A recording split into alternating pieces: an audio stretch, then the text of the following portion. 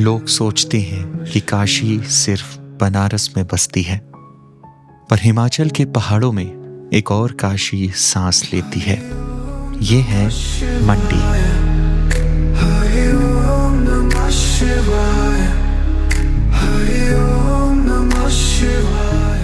मंडी सिर्फ एक शहर नहीं, ये हिमाचल की छोटी काशी है। ये शहर तो छोटा है, लेकिन यहाँ शिव की मौजूदगी हर जगह है। 80 से ज़्यादा प्राचीन मंदिर, और हर मंदिर में कोई ना कोई कहानी जिंदा है। ब्यास नदी के किनारे बसी यह नगरी बिल्कुल वैसी ही जैसे गंगा के किनारे काशी। और शायद इसलिए यहाँ लोग सिर्फ रहने नहीं आते, यहाँ लोग खुद को पाने आते हैं।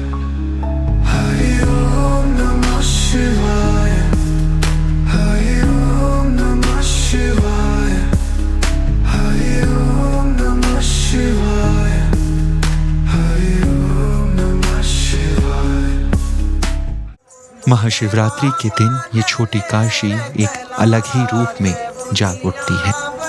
सुबह की पहली किरण के साथ ही मंदिरों की घंटियां गूंजने लगती हैं और हवा में घुल जाती है धूप और बेल पत्र की सुगंध।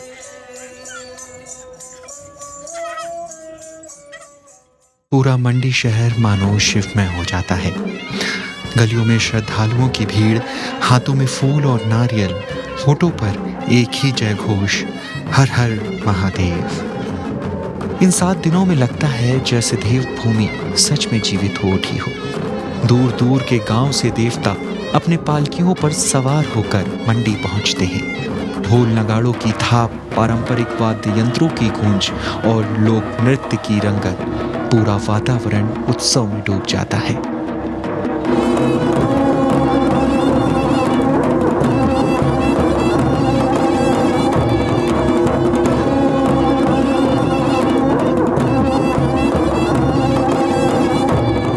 ये सिर्फ एक मेला नहीं, ये आस्था का महासंगम है। मंडी शिवरात्रि का जो महत्व है वो अपने आप में बहुत बड़ा है।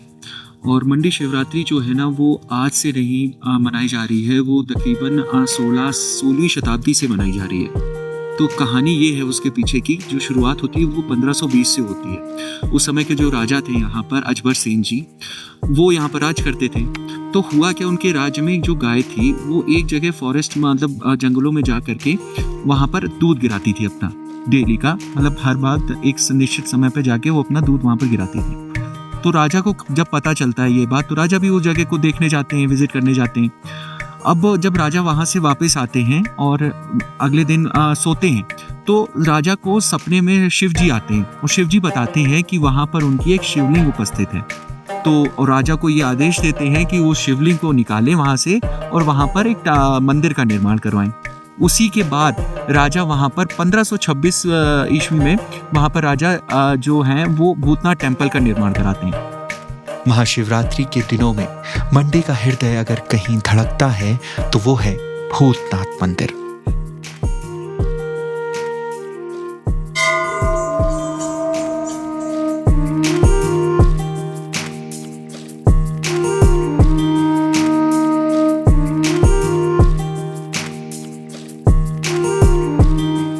अभी मैं भूतनाथ जी के मंदिर में खड़ा हुआ हूँ और यहाँ पर काफ़ी सारे लोग जो हैं वो उपस्थित हैं, वो आए हुए हैं बाबा जी के दर्शन करने। और सच में हर तरफ, चारों तरफ यहाँ पर शिव की ही गूंज है और पूरा माहौल शिवमय हो चुका है। और सच कहूँ तो अभी आपसे बात करते हुए भी मेरे अभी रोंगटे खड़े हो रहे हैं। बहुत ही अद्भुत और बहुत ही दिव्य एहसास यहाँ पर मुझे महसूस हो रहा है। शहर के बीचों बीच स्थित ये प्राचीन मंदिर उन दिनों केवल एक मंदिर नहीं रहता, बल्कि पूरे उत्सव का केंद्र बन जाता है। इस मंदिर में शिवरात्रि की तैयारियां 1 महीने पहले से ही शुरू हो जाती हैं और यहाँ महादेव को मक्खन से बनाया जाता है। तारा रात्रि से और महाशिवरात्रि तक 1 महीने का जो कालखंड है, इस कालखंड में बाबा भूतनाथ जी को मक्खन चढ़ाया जाता है और वो मक्खन मंडी नगर से और आसपास के जो ग्रामीण क्षेत्र है उन सब परिवारों से मक्खन आता है जो बाबा भूतनाथ जी को चढ़ाया जाता है। इस अनोखी रस्म में शिवलिंग को लगभग 21 किलो शुद्ध मक्खन से ढक दिया जाता है। मान्यता है कि ये परंपरा ठंड के मौसम में भगवान शिव को ऊष्मा अर्पित करने का प्रतीक है। लगभग 1 महीने तक ये मक्खन आवरण शिवलिंग पर बना रहता है। फिर आती है महाशिवरात्रि की वह पवित्र रात जब ये मक्खन आवरण हटाया जाता है। इसके बाद जलाभिषेक और विशेष पूजा की जाती है। जैसे ही शिवलिंग के दर्शन होते हैं, भक्तों की आंखों में भावनाएं उमड़ पड़ती है।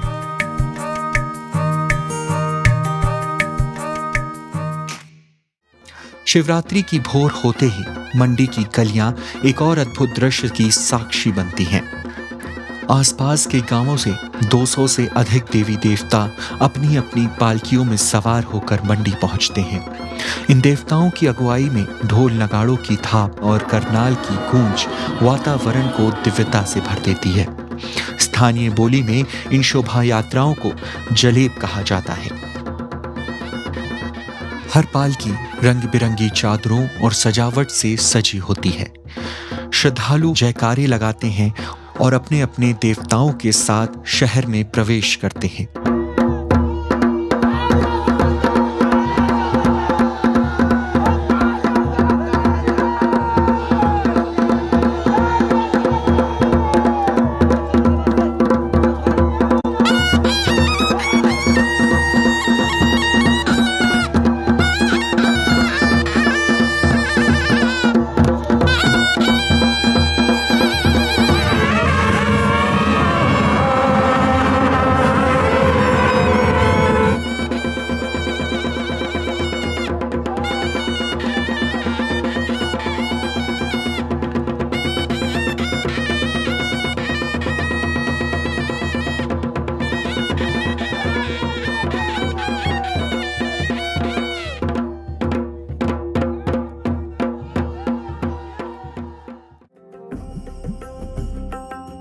परंपरा के अनुसार सभी देवता सबसे पहले माधवराय मंदिर में जाकर भगवान विष्णु को प्रणाम करते हैं।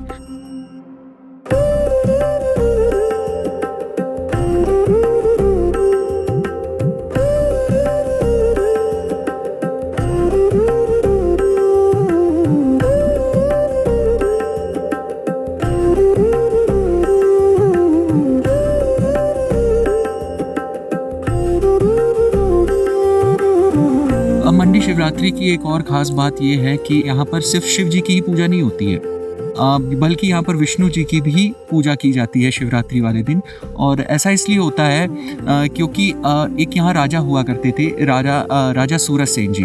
तो क्या था, उनके कोई बच्चे नहीं थे, कोई भी मतलब उनका कोई बच्चा नहीं था जो उनका राजपाट संभाल सके, उनका सिंहासन को ले सके आगे। तो उन्होंने अपना जो राजपाट था वो उनको विष्णु जी को समर्पित कर दी और वहाँ पर उन्होंने एक मंदिर का निर्माण करवाया, माधवराय टेम्पल।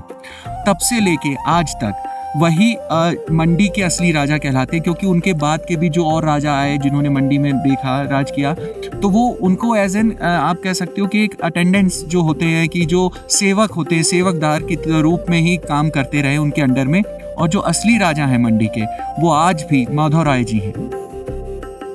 शिवरात्रि में जो है यहाँ पर जितने भी देवी देवता है इनका ही बुलावा होता है। उनको एक जो उनको कार्ड दिए होते हैं भगवान के माधुराय के थ्रू से दिए जाते हैं। तो सारे जो है यहीं पे आते हैं, भगवान का नमन करते हैं, माथा टेकते हैं। यहाँ पर जहाँ उनका रहन सहन का इंतजाम किया होता है प्रशासन ने, वहाँ वो अपने अपनी जगह पे चले जाते हैं।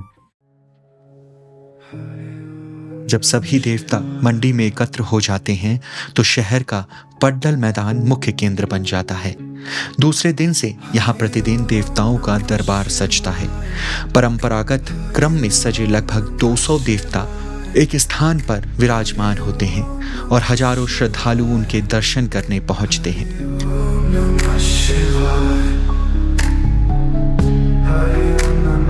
आप लोग कहाँ से आए, मतलब कितनी दूर से लेके आए हैं? हम लगभग यहाँ से 70-80 किलोमीटर दूर से आए हैं। 70-80 किलोमीटर। और जहाँ तक मेरा मतलब मानना है कि देवता लोग गाड़ी में नहीं, आप लोग पैदल ही शायद लेके आते हैं। तो इतनी दूर से पैदल चल के आना मतलब क्या अनुभव रहता है और क्या एहसास होता है? बस यही तैयारी रहती है कि हम कैसे यहाँ तक आए, और सभी देवों का सहयोग रहता है। तो उसके बाद कारकुन सारे रहते हैं, तो इसलिए सभी का सपोर्ट है, इसलिए हम शिवरात्रि तक आ पाते हैं।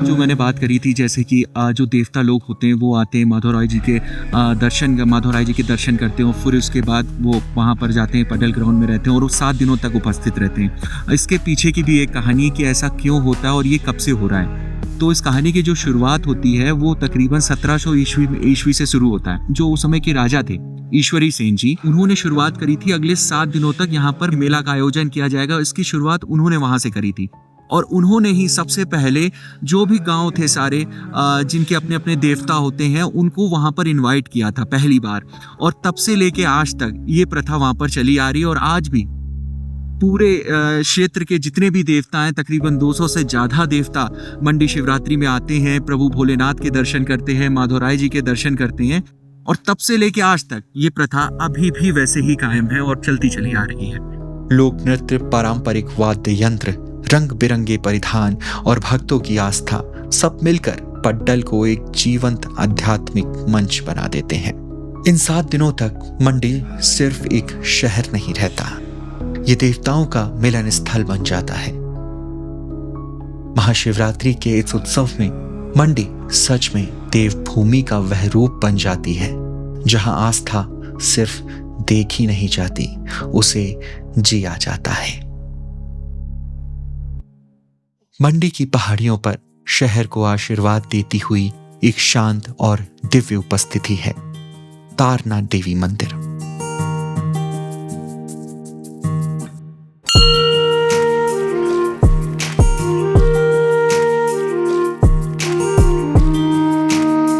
कहा जाता है कि इस मंदिर का निर्माण 17वीं शताब्दी में मंडी रियासत के राजा श्यामसेन ने करवाया था।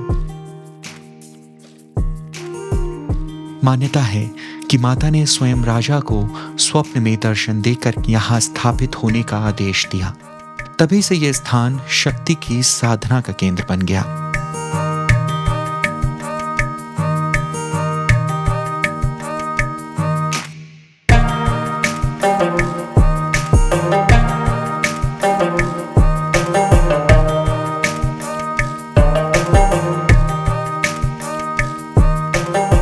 साल पहले की बात है, बंगाल से एक सेन फैमिली हिमाचल प्रदेश में आई, तो उन्होंने जगह जगह अपने राज्य स्थापित किए। मंडी में राजा श्याम सेन ने राज्य स्थापित किया, तो उस वक्त मंडी शहर सारा जंगल होता था, तो राजा को शिकार खेलने का बहुत शौक होता था। तो अपने महल से वो टेलीस्कोप से शिकार देखते थे। एक दिन जब इस पहाड़ी में शिकार देख रहे थे तो उनको यहाँ 3 कन्या नजर आई। जब राजा यहाँ आए तो कन्या लुप्त हो गई। फिर राजा को स्वप्न में दर्शन दिए कि हम 3 माता हैं, महाकाली, महासरस्वती और महालक्ष्मी, हम इस पहाड़ी में पिंडी रूप धारण कर रहे हैं। आप यहाँ खुदाई कीजिए और आपको यहाँ त्रिमूर्ति मिलेगी।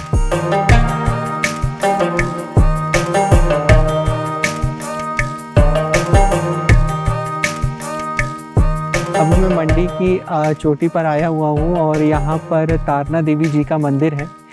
और ऐसा यहाँ पर आके मुझे पता चला कि जो हमारे कमरूनाग जी देवता जी हैं, जो कि कहते हैं कि सबसे बड़े देवता हैं, वो यहीं पर विराजमान हैं और अगले 7 दिनों तक वो यहीं पर ठहरने वाले हैं, यहीं पर उपस्थित रहेंगे। और जो मंडी में महाशिवरात्रि का मेला होता है, जो अगले 7 दिनों तक चलने वाला है, वो उसकी देखभाल और वो यहीं से उस मेले को देखेंगे और उसकी रक्षा भी करेंगे।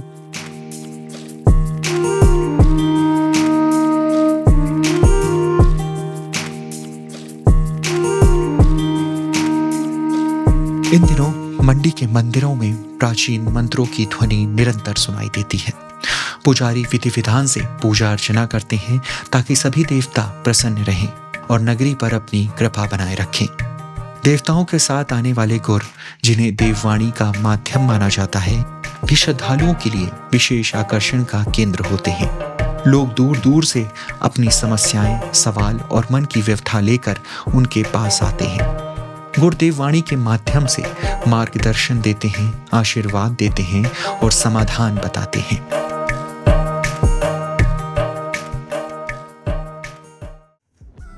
इस पूरे उत्सव में एक अद्भुत संतुलन दिखाई देता है। एक और गहरी श्रद्धा और गंभीर पूजा, तो दूसरी ओर लोक उत्सव की खुशी और उल्लास। मंडी की महाशिवरात्रि में यही खास बात है। शहर के पड्डल मैदान में जैसे ही देवताओं का दरबार सजता है, उसके आसपास का पूरा इलाका एक बड़े उत्सव स्थल में बदल जाता है। दूर दूर तक सजी दुकानों की कतारें, रंग बिरंगे तंबू और लोगों की चहल पहल, हर ओर उत्साह ही उत्साह दिखाई देता है। यहाँ ऊनी शॉल, कंबल, लकड़ी की नक्काशी, पूजा की मालाएं और स्थानीय हस्तशिल्प की वस्तुएं बिकती हैं। गांवों से आए लोग शहद, अखरोट, देसी घी और पारंपरिक उत्पाद लेकर आते हैं। यह मेला केवल धार्मिक नहीं, बल्कि व्यापार और संस्कृति का भी संगम है।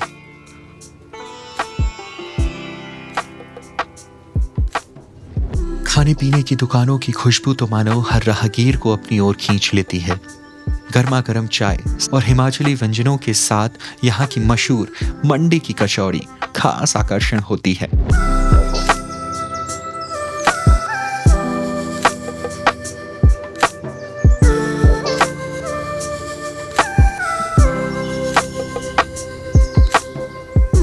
बच्चों के लिए भी यह मेला किसी सपने से कम नहीं। पड्डल मैदान में लगे रंगीन झूले, चरखी और छोटे छोटे खेल तमाशे बच्चों की हंसी से माहौल को और भी जीवंत बना देते हैं। शाम ढलते ही झूलों की रोशनी और भी चमकने लगती है।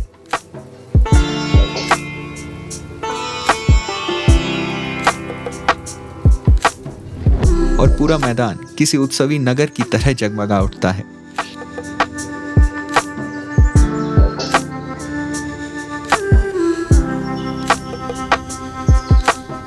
रात के समय सांस्कृतिक कार्यक्रमों की धूम रहती है। लोक नृत्य, पारंपरिक गीत, भजन कीर्तन और कभी कभी आधुनिक प्रस्तुतियां। यह मेला प्राचीन और आधुनिक संस्कृति का सुंदर मेल प्रस्तुत करता है। लोग अपने पारंपरिक हिमाचली परिधानों में सजे धजे मेले का आनंद लेते हैं। मंडी वालों का मन भी मगन हो गया, ऐसा डमरू बजाया भोलेगा, बजाया भोलेगा, सारा कैलाश पर्वत मगन हो गया, ऐसा डमरू बजाया भोलेगा, सारा कैलाश पर्वत मगन हो गया।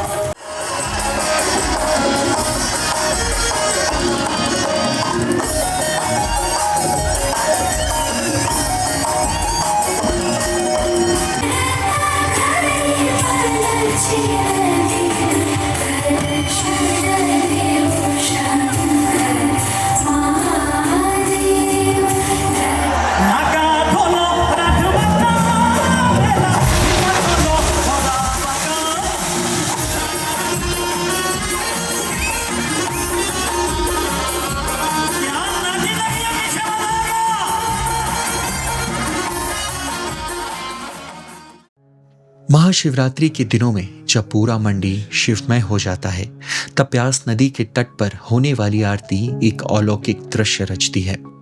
संध्या होते ही ब्यास नदी का किनारा दीपों की रोशनी से जगमगा उठता है। ठंडी हवा के बीच जब पुजारी बड़े दीप स्तंभ हाथ में लेकर आरती करते हैं, तो लहरों पर पड़ती लौ की परछाई ऐसा प्रतीत कराती है मानो स्वयं प्रकृति भी भगवान शिव की आराधना में शामिल हो गई हो।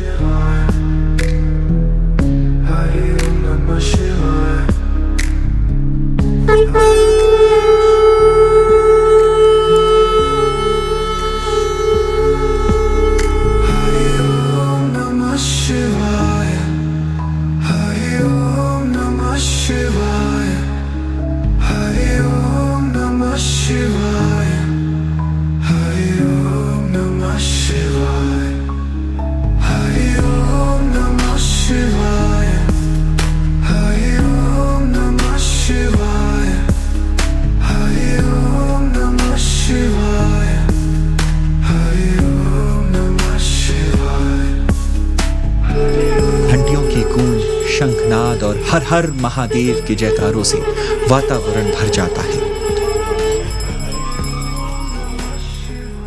श्रद्धालु हाथ जोड़कर नदी के तट पर खड़े रहते हैं। कुछ दीप प्रभावित करते हैं तो कुछ चुपचाप जलधारा को निहारते हुए मन ही मन प्रार्थना करते हैं। उस क्षण में ब्यास नदी केवल एक जलधारा नहीं रहती, वह आस्था का प्रवाह बन जाती है, शांत, गहरी और दिव्य।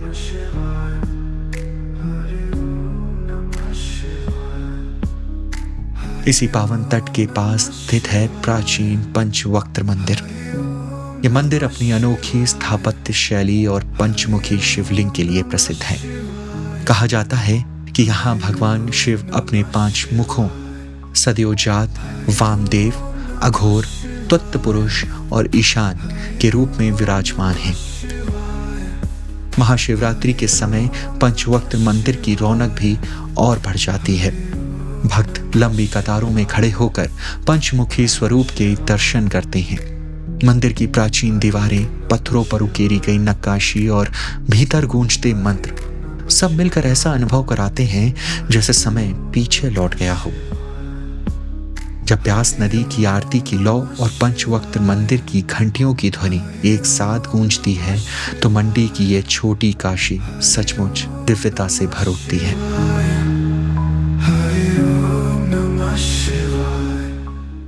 मंडी से लगभग 50 किलोमीटर दूर ऊंचे पहाड़ों के बीच बसी है पराशर झील।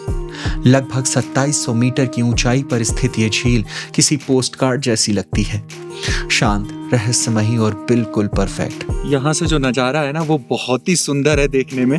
मतलब चारों तरफ बर्फ के पहाड़ है, बर्फ से पूरी चोटियाँ ढकी हुई है और बीच में वो वहाँ पर एक लेक है और उसके बीच में टापू है। वो टापू क्या है ना कि वो टापू जो तैरता रहता है, मतलब थोड़े थोड़े कुछ दिनों में या कुछ महीनों में अपनी प्लेस भी बदलता रहता है। और उसके झील के बगल में ही पराशर ऋषि का जो टेम्पल है वो बना हुआ है। माना जाता है कि इस मंदिर का निर्माण 13वीं शताब्दी में हुआ था। लकड़ी और पत्थर से बनी इसकी पैगोडा शैली की संरचना आज भी वास्तुकला का अद्भुत उदाहरण है।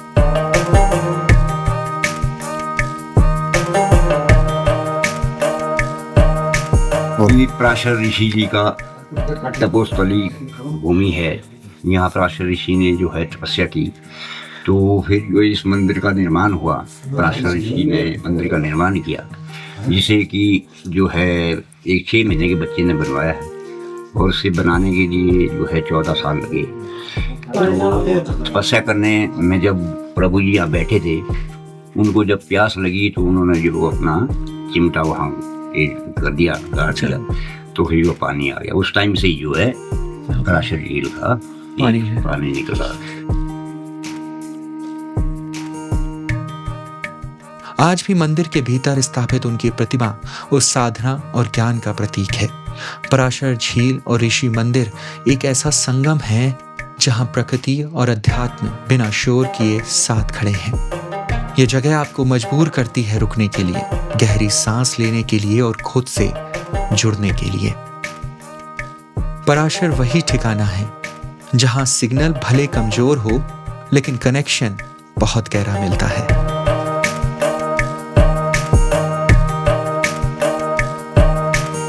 मंडी की मेरी यात्रा तो यहीं समाप्त होती है। जब पीछे मुड़कर देखता हूं तो महसूस होता है कि यह सिर्फ एक मेले की कहानी नहीं थी। यह आस्था, परंपरा, प्रकृति और लोगों के उस अटूट विश्वास की कहानी थी जो सदियों से हिमाचल की इन वादियों में सांस ले रहा है। मंडी की गलियों में गूंजते हर हर महादेव के जयकारे, ब्यास नदी की आरती, पंचवक्त्र के प्राचीन पत्थर और दूर पहाड़ों पर स्थित पराशर झील की गहरी शांति, ये सब मिलकर एक ऐसी अनुभूति बनाते हैं जिसे शब्दों में पूरी तरह बांध पाना शायद संभव नहीं है। महाशिवरात्रि यहाँ सिर्फ एक पर्व नहीं है, ये मिलन है देवताओं और भक्तों का, परंपरा और आधुनिकता का, शिव और शक्ति का, और सबसे बढ़कर इंसान और उसकी आस्था का। मंडी हमें यही सिखाती है कि आस्था केवल मंदिरों में नहीं बल्कि हमारे भीतर भी बसती है।